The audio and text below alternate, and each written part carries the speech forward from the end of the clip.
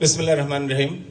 অধ্যকার সভার সম্মানিত সভাপতি, মঞ্চে উপবিষ্ট, যার বক্তব্য শোনার জন্য আপনারা অধীর আগ্রহে অপেক্ষমান, অনেক মুরব্বিয়ান এখানে উপস্থিত। আমি আবেগ আপ্লুত, এখানে যে সকল মুরব্বিয়ানকে আমরা দেখতেছি সেই 2000 সালে বা 2001 সালে যখন জননেতা ইলিয়াস আলী সাহেবকে নিয়ে যখন আমরা ক্যাম্পেইন করেছি, সেই সময় আপনারা অনেক মুরব্বিয়ান এখানে উপস্থিত, সেই সময় আপনারাও উপস্থিত ছিলেন, আপনারা সহযোগিতা করেছেন। আজকে যদি আগামী জাতীয় সংসদ নির্বাচনে এই সকল মুরব্বিয়ানদের নেতৃত্বে যদি ঘোষগাঁও সেন্টারে আপনারা যদি বিপুল ভোট বিপ্লবের মাধ্যমে যদি ধানের শীষকে বিজয়ী করেন, তাহলে ইনশাআল্লাহ জননেতা ইলিয়াস আলী সাহেবের মাধ্যমে আমরা যে উন্নয়ন পেয়েছিলাম, সেই উন্নয়নের কাছাকাছি উন্নয়ন আমরা আশা করতে পারি।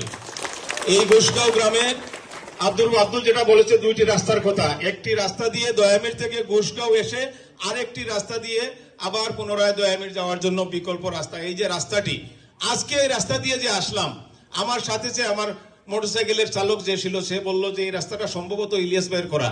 আমি বললাম, তুমি এটা কিভাবে বুঝলা? সেই ইয়াং মানুষ বলল যে এটা পাথরের কাজ করা।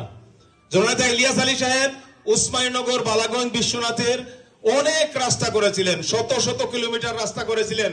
সবগুলা রাস্তা কিন্তু মানসম্মত পাকাকরণ হয়েছিল এবং সবগুলা পাথর দিয়ে কাজ করা। ইদানিং যেগুলা হয় এগুলা দেখবেন আপনারা, নিম্নমানের ইট দিয়ে কাজ করা হয়, সেগুলা কিন্তু টেকসই হয় না।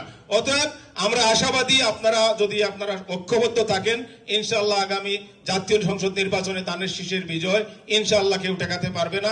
সকলের প্রতি সুস্বাস্থ্য কামনা করে আমি আমার কথা এখানে সংক্ষিপ্ত করছি। সবাই ভালো থাকবেন। আল্লাহ হাফেজ। বাংলাদেশ জিন্দাবাদ।